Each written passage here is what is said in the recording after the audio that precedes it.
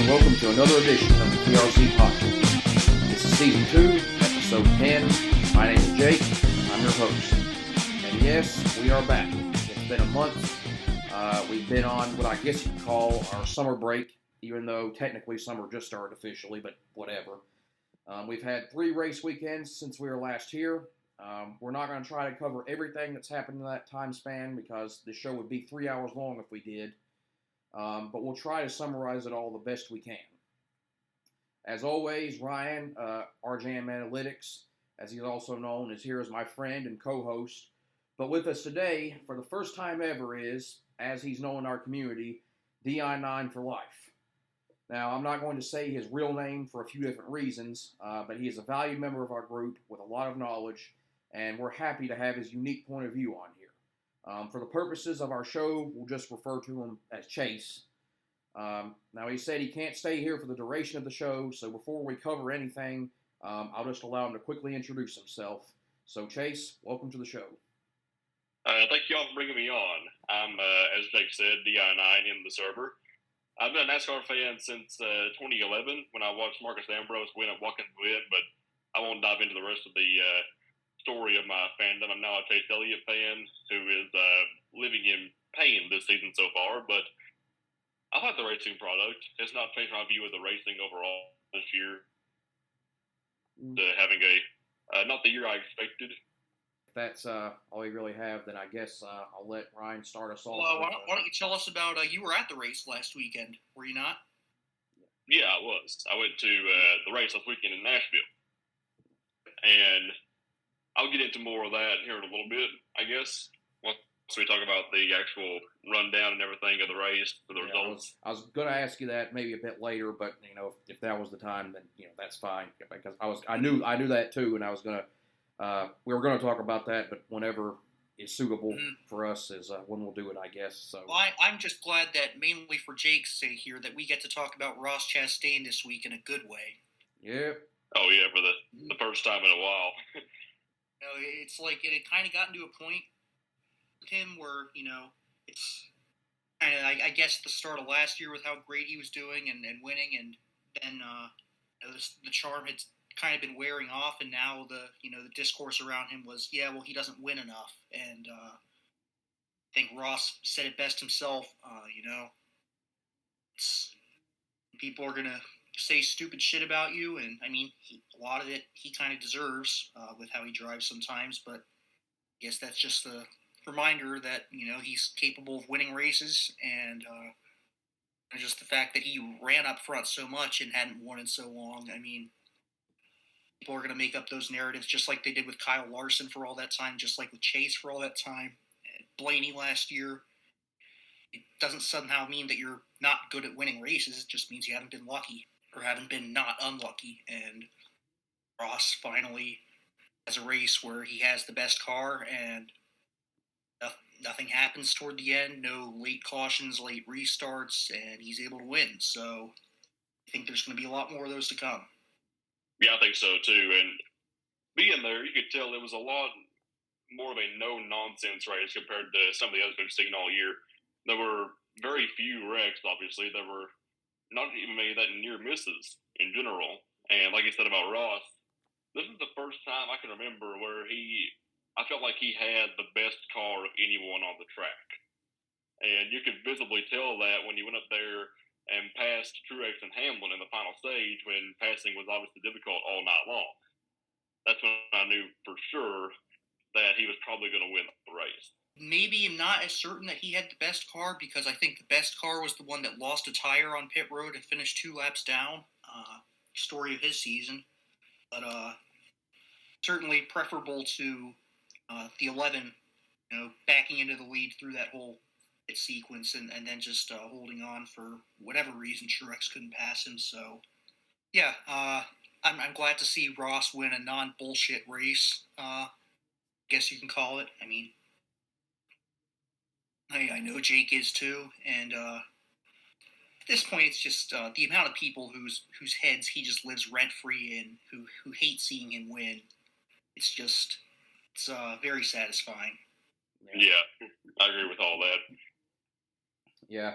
Yeah, that was honestly, probably more satisfying for me than the two Larson wins I've had so far this year. I probably like him and Larson about the same, just in different ways.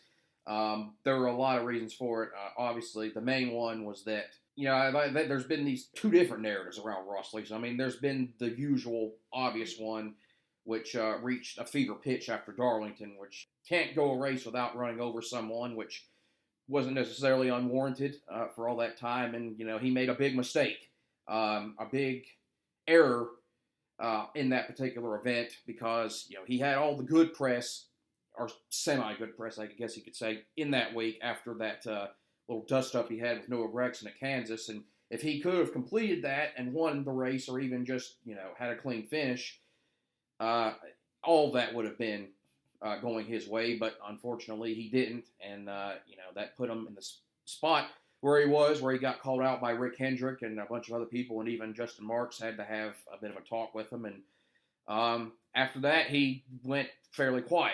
And they had one non-points race right after that, the All-Star race, and then 3 points races since then. And he's noticeably been much quieter, a much less obvious entity on the racetrack. I think that this whole slump talk about him was a little bit overstated because, the two races that he had, points races that he had, I think at the 600 and Gateway, were not necessarily horrible runs, but it was just the first one, the 600, he was actually running ninth, which was still not a fantastic run, but he was possibly going to get a top 10 until his car got injured on pit road. And then at Gateway, that was just a race where, we may get into this later, where it was all about track position and really, you either had it or you didn't, and that was pretty much what determined your result, and he never had it in that race, so and probably wasn't as bad as it seemed either. Now, in Sonoma, he was slower, but Phil Surgeon and his crew chief and the team, they played the right strategy game and got him a decent finish in that one, but it was definitely not the same Ross, and whether it was because the car was not as fast or whether it had to do with, his own driving or how much each was which, who knows. But it was clear that both he and the team came out with a purpose this week because it was their home racetrack. They came up with really great race cars. Don't know how Suarez would have done in the race if he had not blown his qualifying lap, but they came with a purpose, and they said they found some magic in a test at Bristol, apparently, and it said that even though they've been together 3 years, sorry, I'm rambling, but I want to get this all out, that he didn't really know his crew chief that well, even though they've been together 2 or 3 years, because there's so little practice and basically no testing now, and that they actually kind of were able to kindle their relationship in a way that they hadn't before, and that obviously showed because they were making the right adjustments on Saturday. That's been a little bit of a problem for him sometimes, and they did that. And above all that, there's not a whole lot else to say other than he had one part of the race where he dropped down to 7th because of some pit stop stuff that happened and caution chicanery that happened in the middle of the race, but he cleanly and swiftly drove his way all the way up. Very breezed by one Denny Hamlin for the winning pass with I think about 60 to go with no problems, and there was nothing else to it. It was just no bullshit, no drama, other than having to deal with some lap cars. Noah Gragson and Eric Almirola, they gave him as hard a time as they possibly could, but he handled it like a champ. And that interview afterwards, that was the best race-winning interview I've seen in a long time. He did a little bit of Rocky, a little bit of Hulk Hogan, and everything he said was correct, even if he has brought some of it on himself. Just, damn, that was satisfying. It's just so nice to see these guys like him, and that's part of the reason why I like him. It means so much to them. It reminded me of when Junior won the 2014 Daytona 500. With just how elated and excited he was when he won the race. And it's just so refreshing to see it, because a lot of these other guys, you could tell they just don't appreciate these other dipshits. They win, and it's like it's nothing to them. And I was so happy to see that. And, to get this monkey off of his back that's been over there. And, yes, it was extra satisfying, because there were so many people They were saying he was a hack, that, this little stretch proved that he can't do well without running people over, and that he was never that good to begin with. And, even after he won the pole, they were saying, well, he choked, he just wrecked half the field or whatever. And for now, for temporarily, he has silenced all that. And that was so satisfying on a lot of different levels. All right, I'll shut up now. I've said it before, but he's really, if he just keeps his head on straight, really the perfect sort of anti-hero personality that NASCAR needs right now. You got this, obviously, a guy who really came up as hard of a path as anyone has had in the Cup Series, who's a race-winning driver right now. And he has that chip on the shoulder mentality. He never forgets where he came from. He has the whole watermelon farmer shtick, I guess, but he's also not a guy who, it's kind of like, I guess, when Brad Keselowski was first coming up, except he's likable. And, Brad was always this really brash, sort of arrogant, cocky, very off-putting in a lot of ways. And Ross is like basically all the good things about Brad. He was just first coming onto the scene without all the bad things about Brad. And I guess also kind of in a way, another guy he sort of reminds me of is Carl Edwards, who ironically was there at the track, talking about how much he likes Ross. And I guess we'll talk about him a bit later on because there's certain rumors starting to swirl around. But he's just one of the smartest and most, obviously Martinsville last year proved that, but he's, one of the more, I guess, innovative thinking drivers in the field. And they were talking about it on the broadcast when he was ahead of Truex and Truex was trying to pass him on that last run. Just the way he was going into the corners and kind of switching his line in the middle of it and really just being able to hold him off like that. That's the type of racecraft thing that,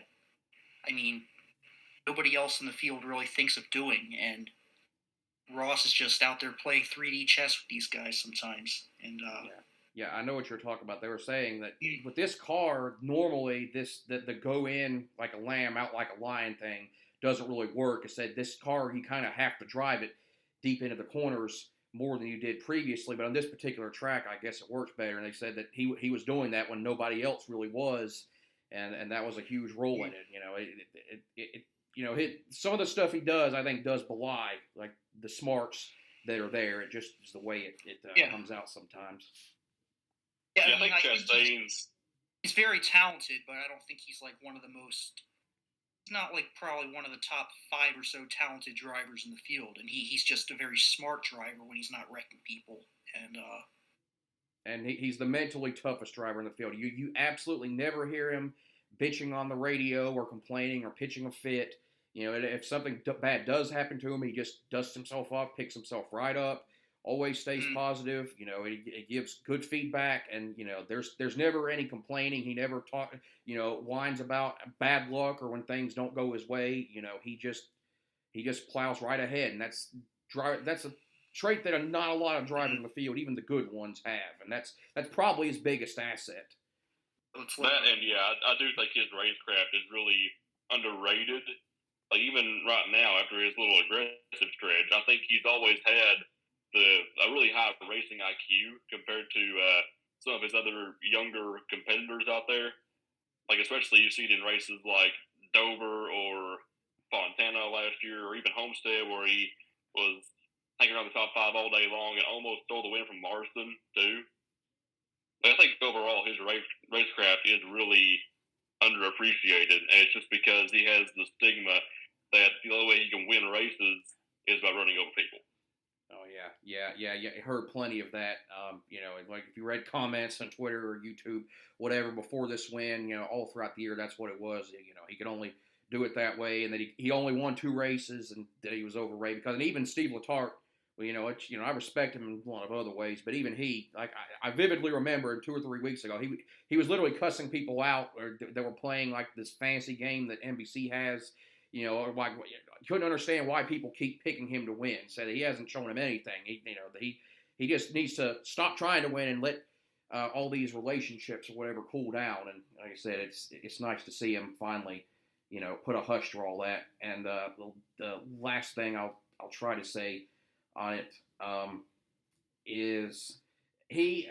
One thing that throughout his career is the way his trend has been, going all the way back to the Truck Series 4 years ago, and then his Xfinity year for Kaulig, and then in the Cup Series since then, is that he's extremely consistent, but he's not usually one of the very fastest. He's not got the, at the top, in the top tier when it comes to having raw speed. And, there hadn't really been any races outside of COTA last year, maybe, any oval races where you could say that he was legitimately the fastest, and, that he absolutely should have been a slam dunk win.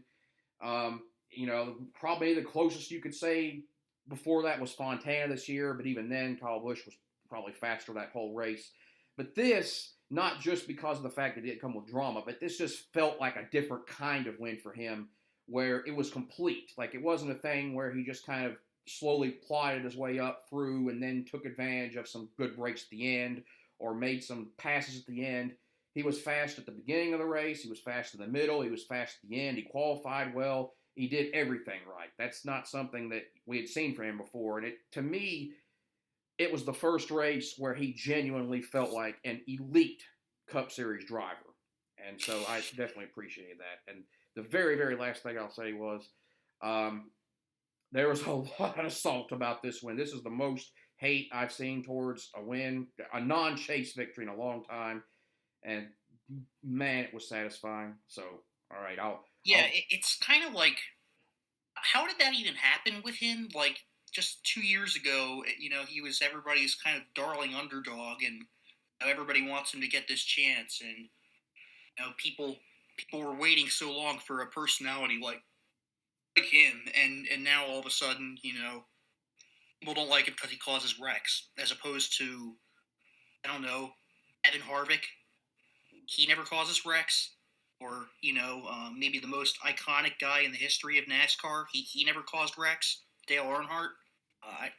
I'm sorry, since when is, being an aggressive driver who's not afraid to take those chances? Since when is that, something that fans don't like? Because he became good and became a threat. That's why. Yeah. You don't hear about some of these other guys that cause a lot of wrecks because they run 20th or 25th every week, That's the difference. Right. With Stenhouse, it was always a meme, Recce Crash House, and I mean he deserved it for a while. I think he's gotten better at that, but it's like guys it like was Ross, really noticed. It's just guys with that sort of driving style who are aggressive and who win races by being aggressive. But those have always been guys who, especially the type of crowd that really seems like they don't like Ross, the kind of old school types of fans, think he's, some outsider, I guess, and don't like him because of that. It's like these are the types of people you would think would love him. The people who would root for Tony Stewart or Kevin Harvick. And now it's like Ross does the same thing those guys do, and he's the bad guy. Yeah. And the only driver, kind of, as you said earlier, about going to the blue collar thing or whatever, that so many people go on about, like they've been going on with Josh Berry or whatever, with the 4 team, which we may get to. The only driver conceivably now that may ever get in a decent ride that will have had a harder road than he has in this century would be Corey LaJoie, and because literally it took him 10 years to get in a car that wasn't crap. And he's taken advantage of it, and it should be admired, but a lot of people don't. But there are a lot of people that do, and I am glad to know. I actually did get a lot of likes for a comment that I made on YouTube where praising his enthusiasm when he won. So there's definitely plenty of people that do appreciate him. It's just got to be the right crowd. And going back to what you said about people ignoring drivers that caused wrecks back in the if they're running back in 20th or something, the best example of that I could think of is seeing Ryan Preece drive like a psychopath at Bristol this year and taking out Larson a couple times, and everyone lionizing him for it for some reason just because he took out Kyle Larson. Yeah, it's whatever. I mean, all those guys. Gregson is another one, but they're just not relevant enough to love him or hate him, I guess. But I don't know. It just seems like Ross to me would be somebody who really has if not for Chase Elliott, most popular driver potential. And it's like, obviously not everybody loves any driver who's that relevant and who's winning, but it just seems like, I don't know. I've gone on about that, but sometimes you need a guy who can play the villain or the anti-hero role, and I think he's really perfect for that. And yeah, excited to see if he builds on this moving forward. Yeah, I've already talked about kind of my take on his personality or all that, we're not. We've already went on over this for over 20 minutes, so we'll move on to something else. We've kind of said everything there is to be said, anyways. So I'll just let you kind of go to whatever you want to talk about next, and we need to let Chase here speak more because that was my fault. That was my fault on that, but we need to give him some more time here as well. No, it's good. I guess as far as kind of like the season rundown as a whole at this point, we were just going to more do something like that next week, right? Yeah, so let's save the whole season for next week. Yeah. In that case, I guess my other big takeaway from the race is just the Blaney wreck and the not having a safer barrier there. Obviously, that needs to be fixed. I don't know what else you can say about that, though, other than just these freak accidents sometimes happen, and cars hit places you would never expect him to hit, and at least he didn't go through that opening. That could have been a lot worse. I do want to mention some of the experiences I had at the race, too, before we move on. Yeah, sure. So, obviously, I think that the track was always really underrated, and the area around it, I think, was probably the best that I've been to in terms of just walking around and the way it's all laid out outside the track, like the merch haulers, the tents and everything. And we got there early enough to where we parked just not too far from the racetrack, about a quarter mile from the racetrack. And the land around it was pretty flat. And like I said, all of the haulers and everything, the layout was really good, really concise. And I believed them when they said it was a sold-out crowd because there was not an empty seat around where I was sitting, and even in the auxiliary grandstands, there was not an empty seat to be found. The crowd overall was really into the race, more so than I've seen at any prior races I've been to.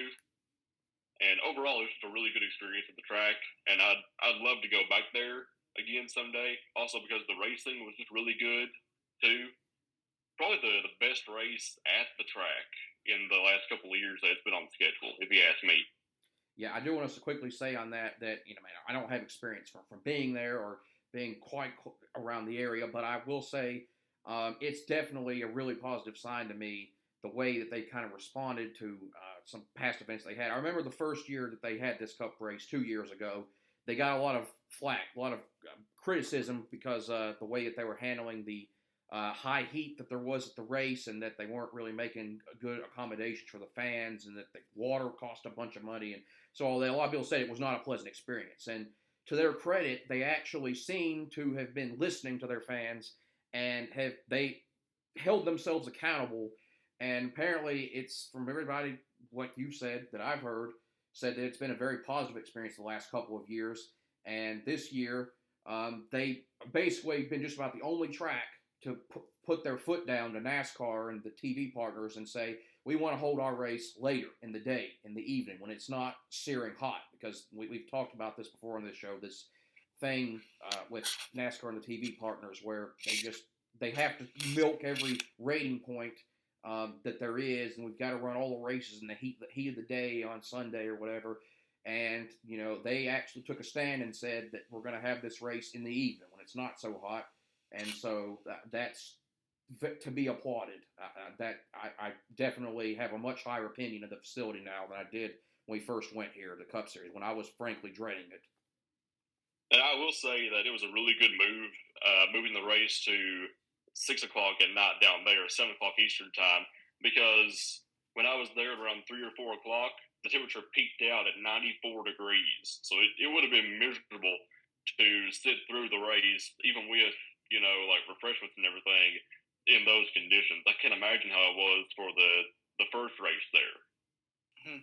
Yeah, I guess just my one thing is, why was it a Sunday night race? instead of a Saturday night race. Yeah, I agree with that, but you got to take what you get. Yeah, we have a single Saturday night race still on technically the two. schedule. Oh, Bristol night Daytona race. and Bristol. Bristol and Daytona, yeah. Daytona's not Saturday night. Yeah, it is. It's Saturday night. The fall race down there. Oh, yeah, okay, I forgot about that since it always seems like it gets rain delayed. But yeah. It's like everybody complained a few years ago because there were too many of them, but now there's just not enough of them, and especially over the summer, it's like any track that has lights over the summer especially tracks that have a second date that's a day race needs to be night races. That looking at you, Richmond, and Kansas, Las Vegas. Yeah, it's ridiculous because like I said, 10 years ago, if you had said I would be talking about that or saying something like that, I'd say you're crazy. But now there's definitely nowhere near enough. In addition to the fans and the way that it affects them, it just, for me as a fan, not even at the track, just watching them, it makes the season feel like it just drags that much more. Like it's just, it makes the season feel almost twice as long as it is, because I don't know if it feels this way for anybody else.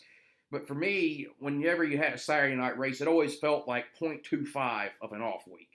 Like, you could watch the race Saturday night, get all the excitement of that, and then you could just, rest and relax on Sunday, and then, you go to the next event the next week. And, combined with just a one-off week, it feels like the season is like 50 races instead of 36, where it didn't feel like as much of a drag before. But that's just a personal thing for me. But there's 2 Saturday night races now. I think there should be 6, because I think Gateway. Yeah, I think so too. Gateway should be a Saturday night race. This race should be a Saturday night race. Atlanta, which will be a Sunday evening race, it should be a Saturday night race. Richmond, which is in July, should be Saturday night, and then the 2 ones that we have. When we had too many night races, a lot of the problem was that we had night races at the wrong time of the year, where it was just not conducive to good racing at all. But I have no problem with having it in the summer to save us from the heat. Mm-hmm. Yeah, I think the whole trend of, every intermediate has to be a night race that we had 10 years ago, and you had like Chicago at night and Kentucky, all those, tracks that were not putting on good racing at the time. I think that really turned people off from wanting night races. But and now it's like the intermediate racing is a lot better, and especially with the more recent packages, it's been better at night, and now it's really like don't have anywhere near enough of them. So and yeah, anyway, I do agree with Jake that having Saturday night races felt like a miniature off week, and I think we need more of those, because last season was the only season that I've ever watched NASCAR that I've felt any sort of burnout around the playoffs too. And it's just because it felt like every single week, it was always a Sunday night or Sunday day race, and there was never really any breaks. You're investing about 8 months of your life a year into this, and it does get really old just being Sunday night or Sunday day races the whole season long. Yeah, Groundhog Day, basically. Yeah. I think with me, it used to be like I would dread the off season because I didn't really follow too many other sports, but now it's like, now that I follow basketball year round and football and hockey, at least sometimes, it's like kind of sometimes I'm just waiting for racing season to be over, and then so I can enjoy other sports, and then come back in February, and then it's just kind of a grind. And this is the part of the season though where racing is the only thing on, and I don't really give a shit about baseball, but it's kind of really the thing that I look forward to every weekend. But then usually around the time that NFL season starts up again is when I'm just like, all right, it's kind of ready for this to be over. And I don't know, I guess having just the one off week now really sort of amplifies that. Yeah. College basketball fills the void from me during the off season, and that's why I've gotten to where I don't really miss racing quite as much as I used to now.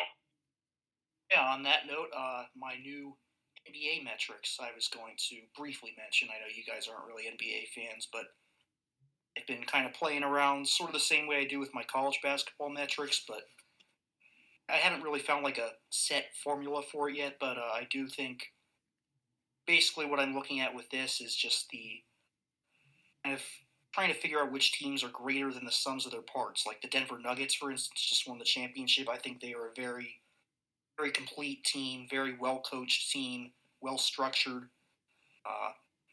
And you have a team like the Washington Wizards, my favorite team, who are just a bunch of guys. Yeah, that's really what I'm going to be trying to do with that. Not a finished product yet, but it's a work in progress and something that I'd like to do because there's a lot of cool rating metric stats out there that I can work with. Yeah, I'm going to be just, taking as much time off and decompressing as I can because, I also follow tennis, which, it's kind of a erratic schedule. It's kind of on and off, but there are a lot of matches that happen throughout the year. So between that and those two things, basically having the same period in the off season, I'm definitely going to take full advantage of that. But getting, I guess, to put a cap on everything about Nashville, just the race in general. I thought it was a solid race, that not as good as last year's, but it was good enough for what it was. There wasn't a lot of tire fall off, and it seemed like a lot of the guys' cars were running the exact same speed, which hurt things. And I think that it also is another track that would be better if they weren't shifting, because there's such a speed differential drop off from the straightaway to the corners, since the corners are relatively flat.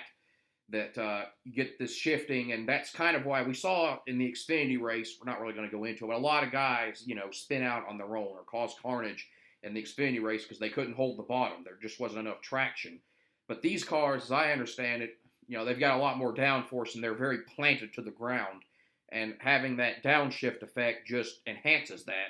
It just further nails them down to the ground. And so it's kind of a catch-22. You can have too much grip and make it hard to really make up ground. But as a result, I'm thankful for the fact that we didn't have a big race full of lots of incidents like the Xfinity. I was kind of thinking, is this going to be another race with a bunch of crap? But we only had 2 cautions for cause the entire race, and I'm glad for that. Yeah. All right, let's talk about Chicago then. You don't want to talk any about what happened the previous weeks, or just kind of summarize it? What would we say that hasn't been talked about for the last 2 or 3 weeks? I didn't even think either of those races were that memorable. Mm-hmm. Gateway and Sonoma, I definitely thought were just... Other than Austin Dillon just immediately taking Denny's little temper tantrum and throwing it right back in his face by completely abusing that whole thing. That was pretty funny. I had also forgotten about that until just now, though. Yeah, Gateway was the weakest race of the season, and Sonoma was all right. It's better than the last few races. Most of the last few races, but still not great. It's just the way it is. And I've talked enough about Truex, about how the only takeaway from Sonoma for me is just that I think Truex at this point has pretty clearly had the best, or at least a 1A, 1B with Kyle Larson for having the best season, and it's really nice to see him, seem happy again and competitive. I guess I don't want to speculate whatever might have been going on behind the scenes with him and Sherry, but it clearly was not as confident and didn't seem as motivated to be around last year. And now he's got that back, and he's reminding everybody he's still got it.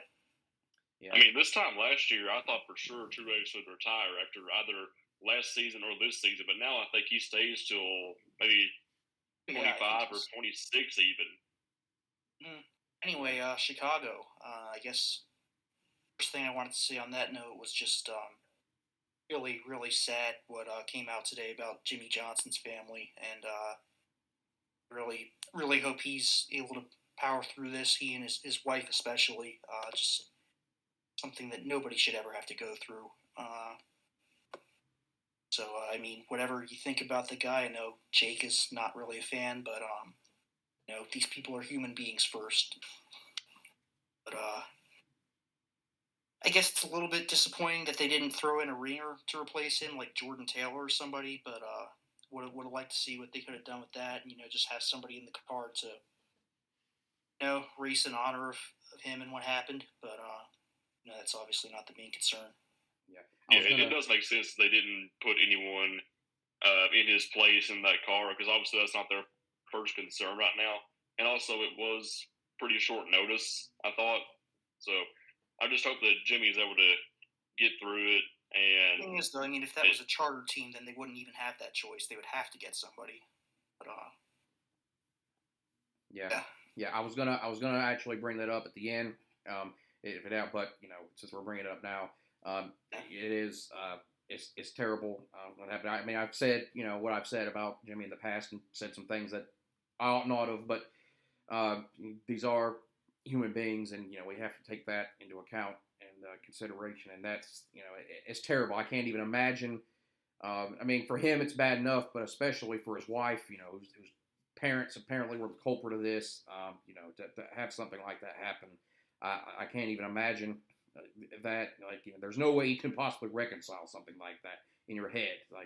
It's like a nightmare, except it's not a nightmare. You wake up and it's still real, and so I'm not even gonna try to go into that. Just my thoughts and my prayers are with them, and I know everyone's are. But you guys can say what you want about the race then. I'm just my expectations for the race itself are not very high, but my expectations for what'll happen, who will be the favorites, and just what type of chaos we might see, it's totally wide open, and I'm very excited to see how Shane Van, I don't know how to pronounce his last name. Is it really just that easy? Gisbergen? Gisbergen or Gisbergen. I'm not sure. Yeah, the supercars guy. I'm very excited to see how he does, and he has a lot of experience on street courses, so it seems like this would be a more seamless transition than an IndyCar or an F1 guy like Kimi Räikkönen trying to race in NASCAR, especially a guy who's still in his prime. So I think he could be a legitimate threat for the win. Probably would not be one of the favorites, but it wouldn't surprise me. I couldn't. None of us, are really authorities on supercar racing, so I couldn't tell you anything about them. But it is interesting. So I wouldn't call Shane Van Gisbergen that much of a threat for the win, but I do think he'll contend for a top 10. He'll do better than Jordan Taylor or Raikkonen did at Coda or at Watkins Glen last year, I would say. Mm-hmm. Yeah. I know you may not be able to be on here for much longer. Just thoughts on the race in general, what you expect, or I think you'll see much of the same favorites like Truex, Elliott, Reddick, Larson, all the best road course racers. I think will be up there contending as usual, but I don't really have that high of expectations for the race just because I think the track layout is pretty boring. All it is pretty much is 90-degree turns and one Saatchi-like sweeping corner towards the end of it. That's probably the least excited I've been for a race this year, and that's been mounting ever since it was announced last year even, because I'd much rather have Chicagoland back on the schedule than have the street race. It's definitely, it's something that probably is a good thing just to try, even if it probably won't be that good. But never know. I think it's when they were doing the Roval for the first time, people didn't really have that high expectations for that. And ended up being a really great race, and really every race there until last year was a really great race. So, last year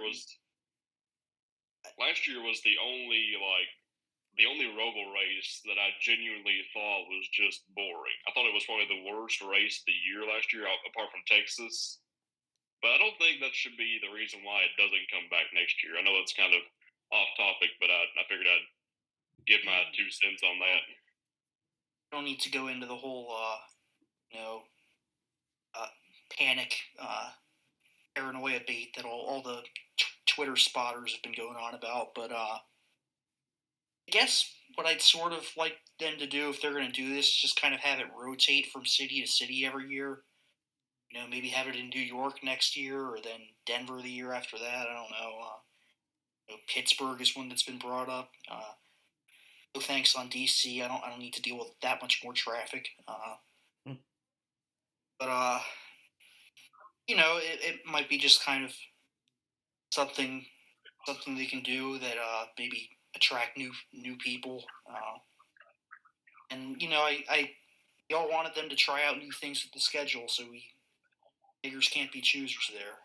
And I'm going to keep an open mind into it, and if it's a really great race, then I'm not going to be like one of those predetermined sort of, I want the race to be bad just so that I can be right types of people. Like people were about the Roval and about the Bristol dirt race.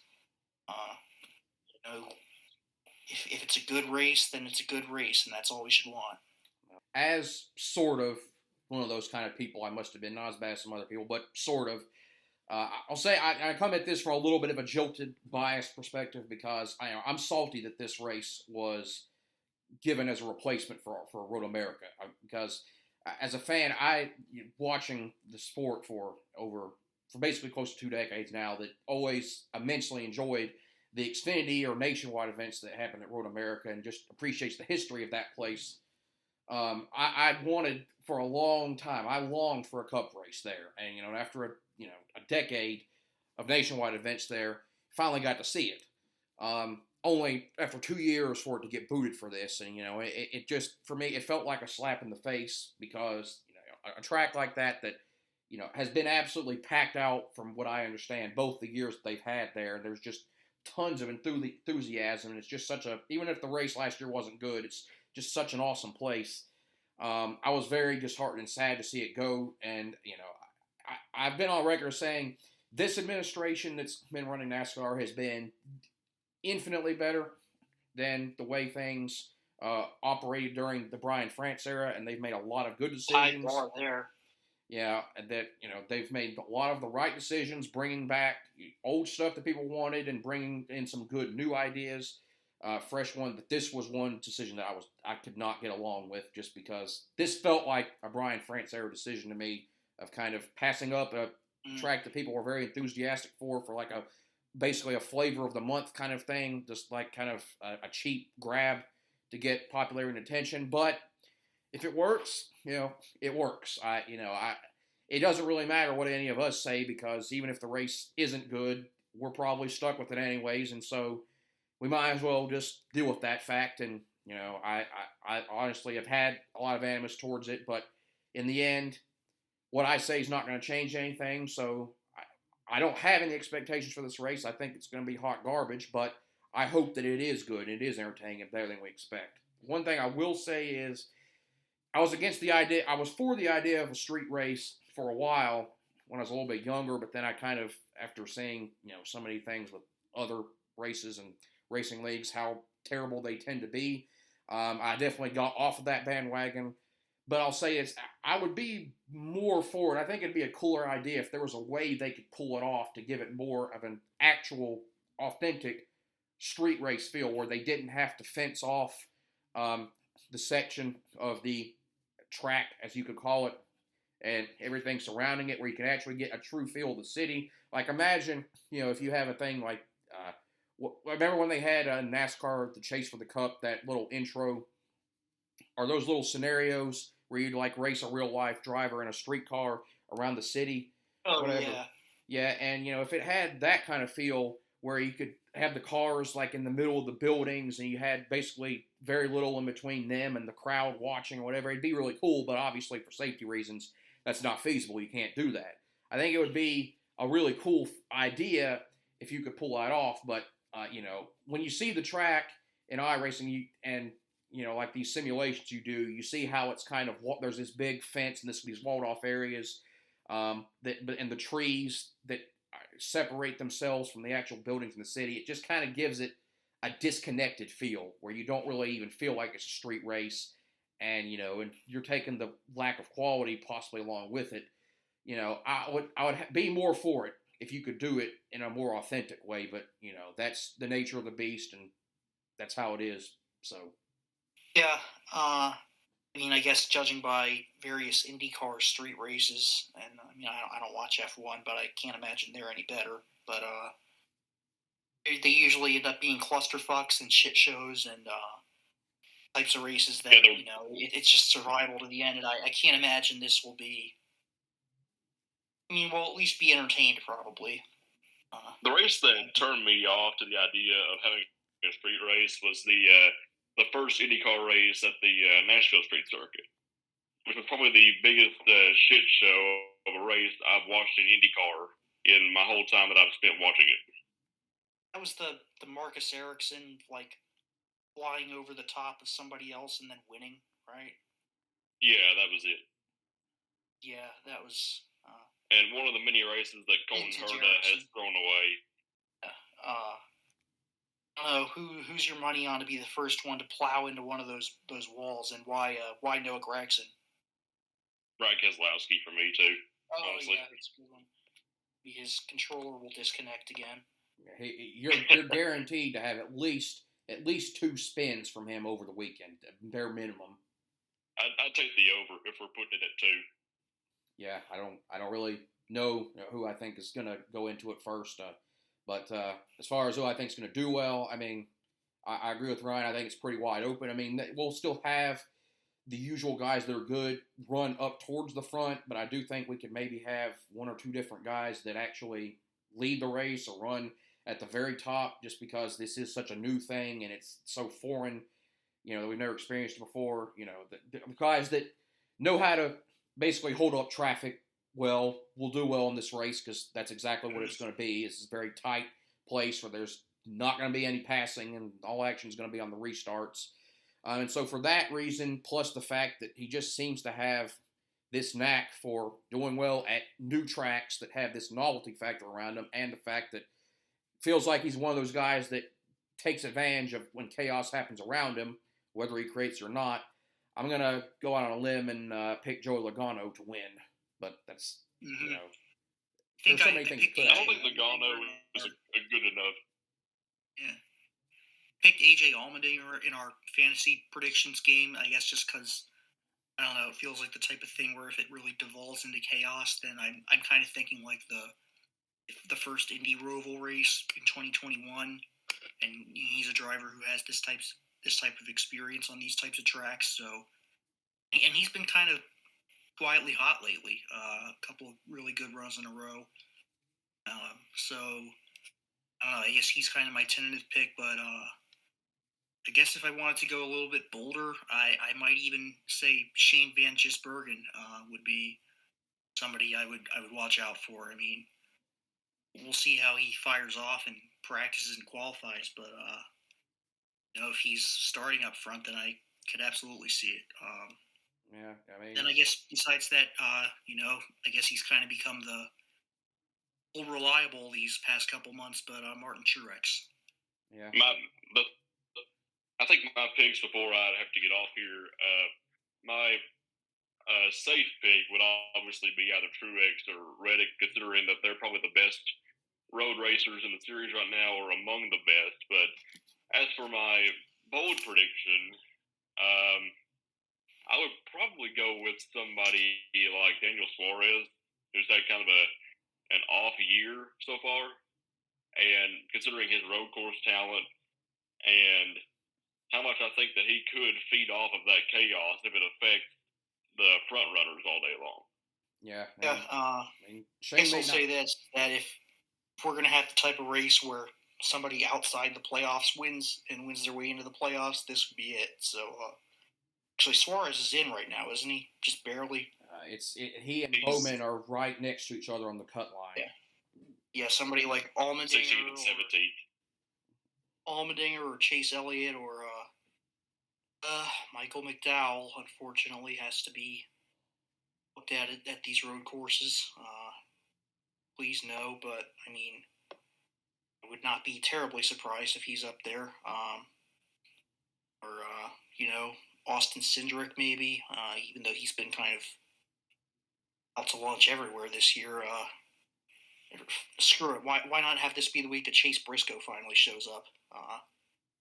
it just, like you've been saying, it seems like there's so many guys who could potentially run up front here, just because of the whole nobody has experience at this type of track, and so yeah. Uh, Mhm. but yeah, and I know that you have to get off right now. So anything last you wanted to say before you leave here, Chase? Not really. It's been pretty fun being on here, though. I had to Yeah, glad to finally have you. try to Yeah. get back on more often, but it's been fun. I'll try to get back on sometime in the near future. Thank you all for having me. Yeah, thank you. We appreciate it too. You're welcome, and glad you enjoyed the race, and hope you get to enjoy many more. Mhm. All right, hope so too. I think Thank y'all. All right, you too. as we alluded to, next week will be our more complete show in terms of going over the season as a whole so far, because that'll be the halfway point. Yes. We'll hopefully have our regulars back on, and Adam, and then maybe one other person. Yeah. But before we go this week, do you want to talk any about expanding your trucks or what we may have missed there? Or?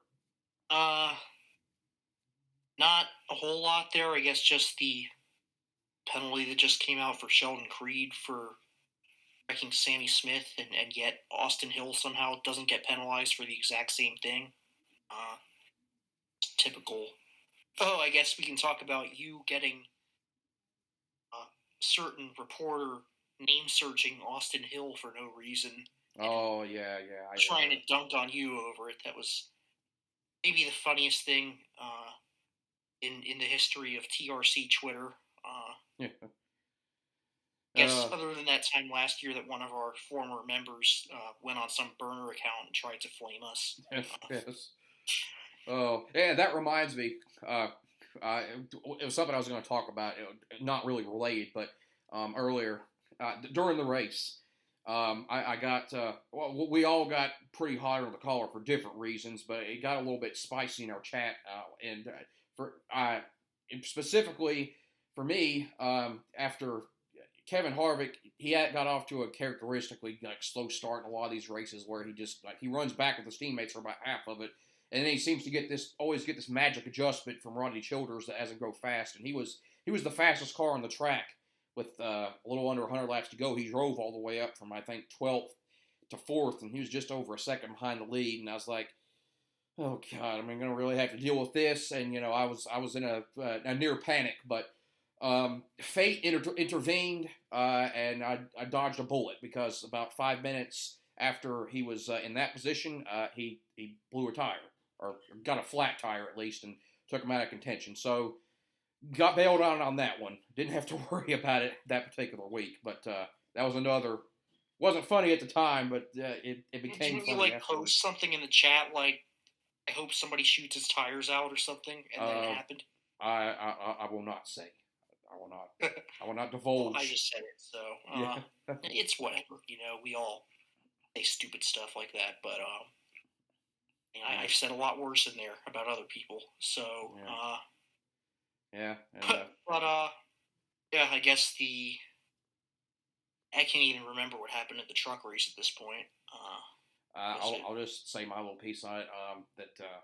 I don't remember much about the actual race itself either, but it's fitting. I guess that Ross did what he did on Sunday because on Friday, we saw Carson on his what seems to be his redemption arc that's been happening. I mean, he's an immense talent. I mean, that what he's been doing in these Xfinity races, even if it is a JR Motorsports powered car, is still you don't see somebody just come straight in like that to a car in the different series and just perform that well right off the bat. So. He has superstar potential. This is some of the most potential we've seen for someone in a while. So it's clear he's. I think Merb was really the first one on that train, and I think I buy it. He's easily to me the most talented, at least at this stage of his career, guy in the truck series. And I think if he gets a full-time ride with Junior Motorsports next year, then he's a championship contender in that car. Yeah, and probably go right to Cup afterwards if there's something open for him. Yeah, I felt that way like early to mid last year too, but then he had that stretch after his injury where he really wasn't doing well or wasn't contending, and I kind of pulled on him a bit. But then, seeing what's happened this year, like all across the lower series, has kind of made me realize that, truck series results are basically useless in determining, the potential of someone. I mean, we see the way guys perform, and it has absolutely no correlation with how they do in the Xfinity or the Cup Series these days. And plus that truck, Nice, as they are definitely not one of the faster truck teams. So what he's doing in that equipment is a testament to just how good he is. And for now, and I think it'll continue because I think unlike Ross, I think Carson's kind of dipshittery has been more a product of kind of just youth and bluster and inexperience. It's good to see him so far on this kind of redemption arc where he's owned up to the mistakes he's made in the past, and seems to be trying to mend his ways, and he's a very, very popular guy that everyone in a certain clique seems to love. He's a cult favorite for a lot of people, and it would be very good for the sport for him to do well. Yeah, and he did in that one Cup start at Gateway. I think maybe that was really the biggest thing that sold me on him, is just potential real future elite Cup driver talent. I mean, to do that in your debut in that car. I guess the other thing about that race, now that I remember it, is just I was a little bit peeved off at the finish as a resident Nick Sanchez booster here, because he held that last caution for a really long time, and then being after the way they finished, if there had just been one or two more laps that they could have ran, yeah, he probably wins. He'll get his, and that's pretty much all I have to say. I guess the one other guy in that series I'm really sort of interested to watch how he progresses, who I've seen a lot of flashes out of, and last week was one of them, but he's very raw, and he's been very unlucky too, is Raja Karuth. Washington, D.C. represent. Winston-Salem State University represent. Yeah. He's done some things this year that have cost himself some finishes, like that wreck at Kansas with, I think, Ty Majeski, where he just turned across his bumper when he was running up in the top 5. But and he'll also have runs like that where he's running really, really well, and something totally out of his control happens, and it's like his points position right now does not at all exemplify how he's run, and it's very unfortunate. And I really hope with sort of uncertainty that surrounds GMS right now that he can find something for next year. And I think he will, because I know Chevy really likes him. Yeah, it'll happen for at some point. I kind of just alluded to in the truck series. A lot of times it's just a lottery. Like you just have to throw a dart at the board in a certain race and just hope it sticks, because it's really random. I don't think it's totally meaningless. I mean, I think if somebody dominates in that series, like for instance William Byron did when he was a prospect, then that really speaks a lot to their talent. And I think you can say that about Hocevar right now. But I also think if somebody's maybe not lighting the world on fire there, like Derek Kraus, for instance, never won a race there and never really showed too much potential, but then all of a sudden he gets an Xfinity car for Colleague and it runs really well. So I don't know. It's definitely a lot of inexperienced bad drivers in that series who kind of cause a lot of problems, but then there's other guys who are more symptoms of that. Anything else you wanted to add? No, not really. All right, I'll wrap things up then. As he kind of referred to earlier, after our off period, we're going to do back-to-back shows, the first of those being today. We didn't really go a lot in depth about a number of things, including analytics, because we kind of did want to save that for a big show next week. This is kind of just more of like a kind of just shoot the breeze thing. Or he talked in general. I'll interrupt really quick though. If you want to know, you want to see more about the no good, terrible, awful, very bad Chase Briscoe season, then I just wrote a blog on that today. So posted on my Twitter page. So Yeah, check that out if you want to. yeah, sure, for sure. I read it, and it might be the best thing that he's written so far, actually, and so that's good, definitely worth it. But yeah, so kept it more basic today, but next week we'll definitely get into a lot more detail, and I'm going to try to make it as much of a party as we can. I'm going to try to get 5 people on here if we can, like we did at the start of the season. We may not be able to do that. It may only be 4, but either way, we'll find a way to make it festive and fun. And we'll be a longer show. I don't know exactly how long. I mean, we'll try not to make it like a 6-hour episode, but it'll definitely be more comprehensive than this week. That's because that's kind of the way I want to plan.